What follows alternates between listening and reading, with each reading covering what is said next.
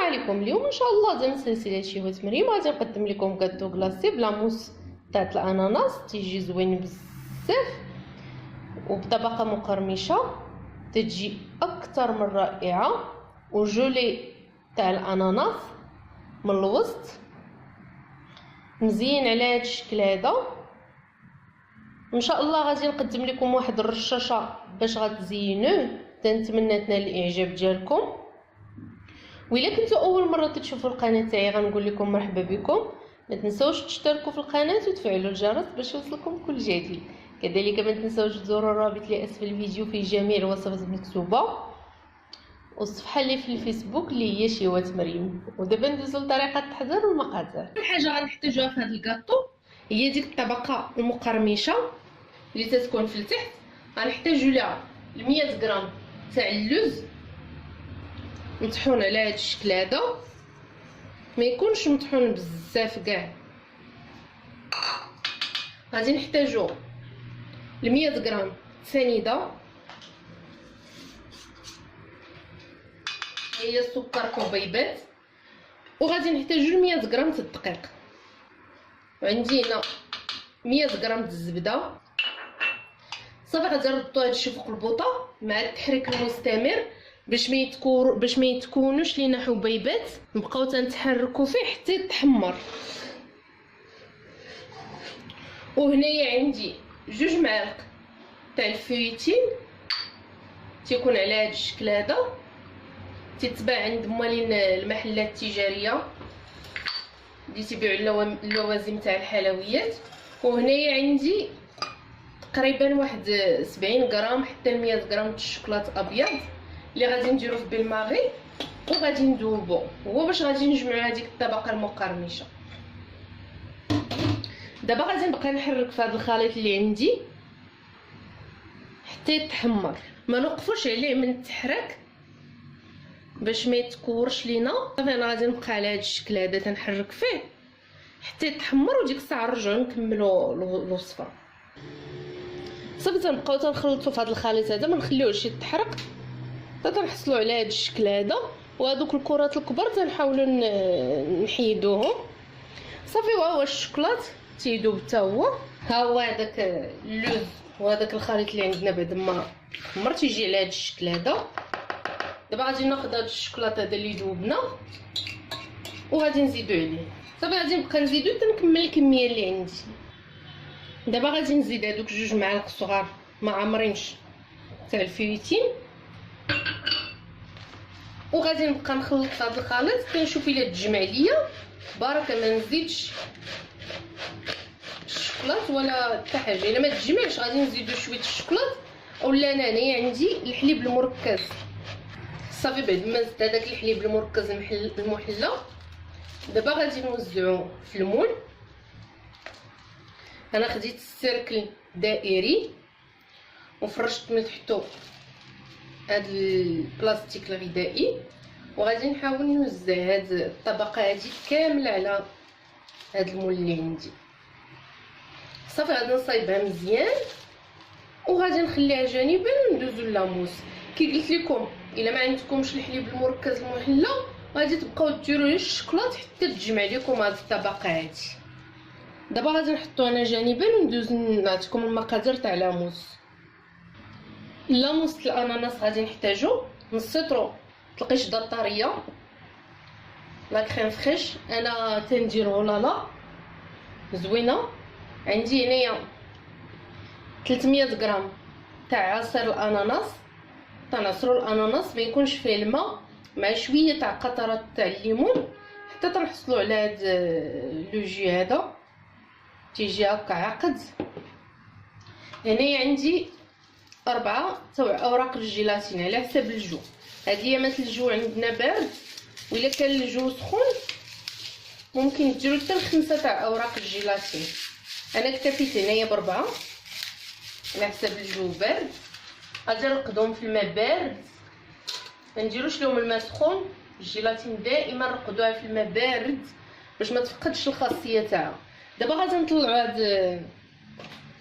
هاد القشده الطريه، غادي نطلعها مينيمونطي، ما نطلعوهاش مزيان حتى تولي عاقده بزاف. باش في لاموس تجي خفيفه، الا طلعت بزاف تجي ثقيله. دابا غادي نبقى نطلع فيها وغنوريكم السمك نتاعها. ها هي لا كريم بعد ما طلعتها تجي على هذا الشكل هذا، ما تنطلعوهاش بزاف باش تجي لاموس كي قلت لكم خفيفه. دابا غادي ناخذ هاد الجيلاتين هادي اللي عندي وغادي نعصرها مزيان من الماء، وغادي نديرها في تقريبا 2 معالق تاع الماء، وغادي نردها تذوب. غادي نديرها تذوب فوق العافيه، وغادي ندوزو نخلطوا هاد الاناناس هذا اللي عندنا مع لا كريم. دابا غادي نبداو ندخلوا هاد الاناناس شوي بشوي في لا كريم، وحنا تنحركو من التحت للفوق باش ما طيحش لنا هاد الكريم اللي عندنا.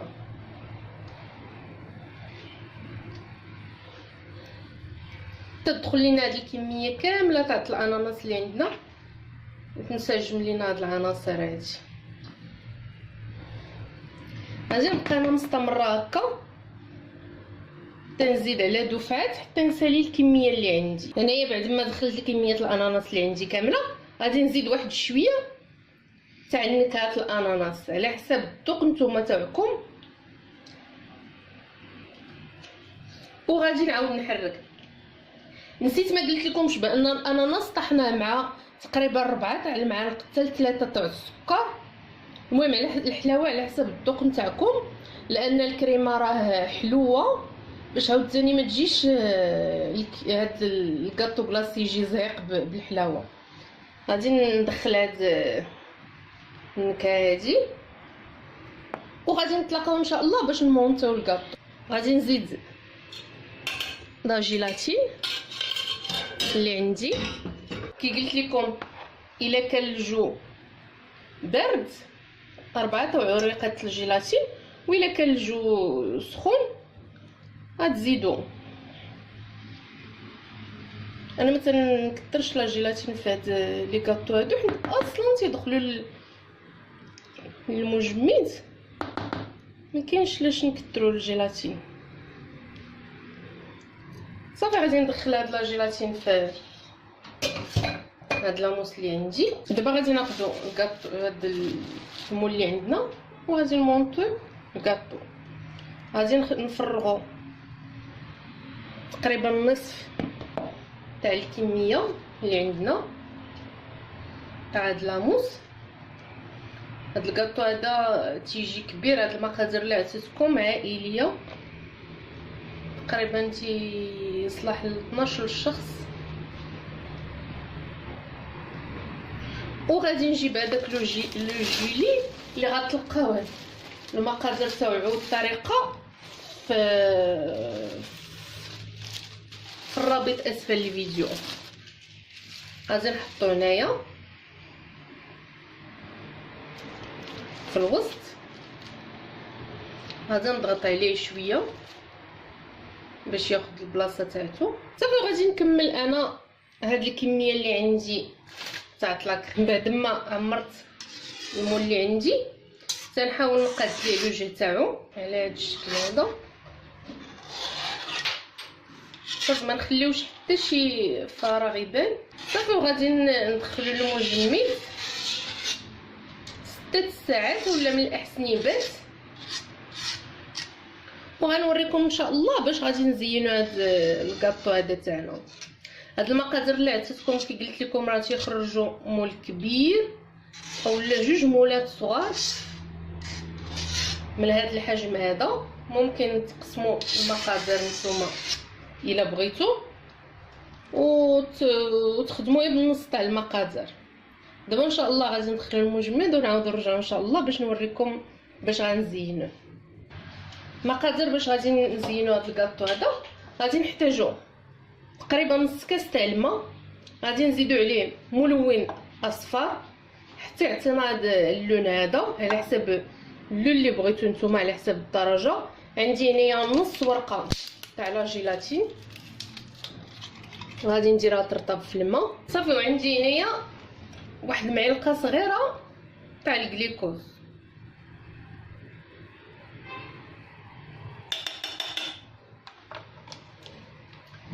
وغادي نحتاج لهاد الرشاشه هادي.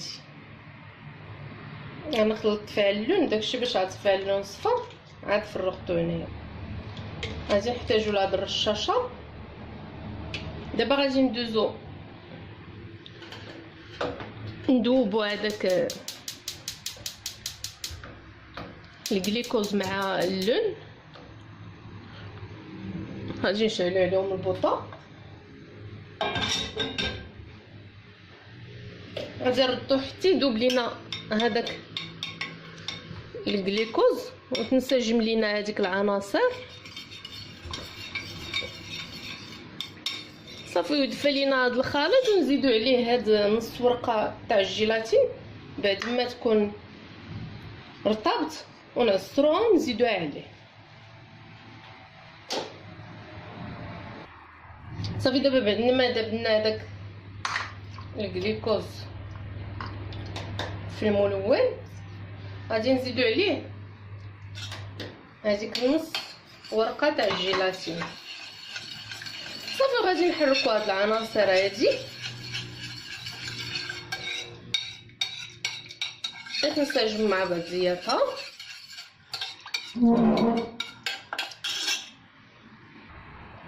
صافي غادي ناخدوه وغادي نكبوه في هاد الرشاشه هادي، وغادي نحتفظوا به حتى نخرجوا الكاطو من المجمد، ونديروا هاد الرشاشه في بالماغي باش تطلق لينا هذيك لا جيلاتين، ونرشوا بها الكاطو اللي عندنا بهذا الشكل هذا.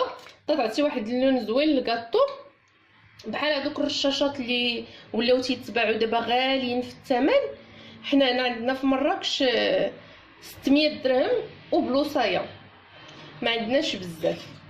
غادي نصايبها انا، غادي نحاول ان شاء الله، وغتشوفوا الشكل تاعها تيجي زوين بزاف.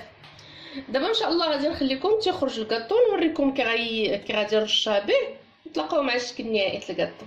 ها هو الشكل تاع الكاطو بعد ما خليته ليله كامله في المجمد وحيدت ليه هذاك الاطار اللي كان فيه، تيجي على هذا الشكل هذا. دابا غادي ناخذ هاد الرشاشه اللي قلت لكم عمرتها بهذاك المحلول اللي صايبنا، ودابا غادي نبقى نرش بها هاد الكاطو اللي عندي تياخذ اللون. كي قلت لكم الرشاشه تنديروها في الماء سخون حتى تتطلق لينا هذيك لا جيلاتين. دابا غادي نبداو.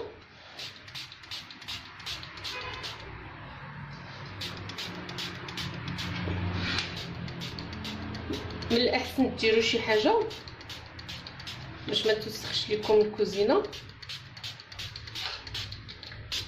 صافي انا غادي نبقى على هذا الشكل هذا حتى نكمل الكاطو اللي عندي كامل، نغطيه بهذا اللون هذا ونتلاقاو ان شاء الله.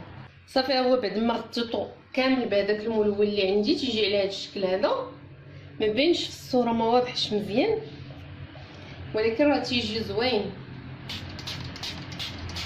صافي دابا غادي نزينو بهاد قطعه الفريز اللي عندي هنايا، وعندي الفرامبواز، وعندي هاد الباندا هادي غادي نغطي بها هاد الجناب هادو.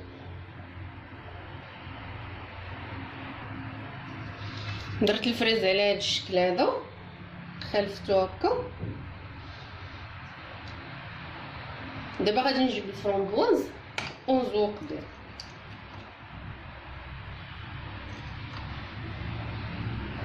بعد ما زوقت جناب فرامبواز دابا غادي ناخذ الجليكوز، وغادي ناخذ هاد الباندا هادي اللي قلت لكم، وغادي نلصقها على الجناب. غادي ندورها على الجناب كاملين ونلصقها في الاخير بالجليكوز. هو الشكل النهائي تاع الكاطو اللي وجدنا اليوم تيجي على هذا الشكل هذا، تيجي عباره على 3 طبقات: الطبقه المقرمشه اللي من التحت، ولا جيلي اللي في الوسط تاع الاناناس، ولا موس الاناناس. وصايبنا مع بعضياتنا هذيك الرشاشه تتجي زوينه بزاف، تتغلف لي كاطو كلاصي، تتجي سهله احسن من الكلاصاج. وزينت ليه الجناب تاعو بلا مورانغ، تيجي على هذا الشكل هذا. تنتمنى تجربوه وينال الاعجاب ديالكم. ما تنساوش تخليو لي الاراء والتعاليق نتاعكم في التحت تاع لا فيديو، كذلك ما تنساوش تزوروا الرابط اللي اسفل الفيديو فيه جميع الوصفات مكتوبه. ومبقى نقول لكم بالصحه والراحه.